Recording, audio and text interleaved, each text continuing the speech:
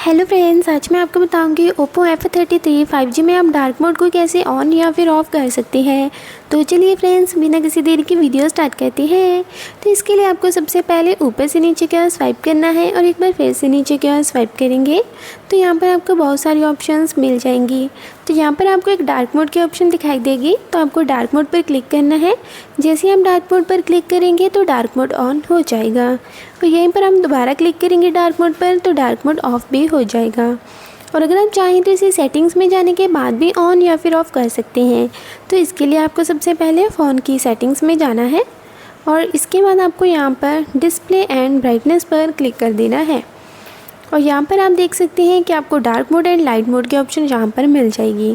तो अगर आप डार्क मोड पर क्लिक करेंगे तो डार्क मोड ऑन हो जाएगा और अगर आप डार्क मोड को ऑफ़ करना चाहते हैं तो आपको सिंपली लाइट मोड पर क्लिक कर देना है, तो डार्क मोड ऑफ हो जाएगा। Bye bye friends.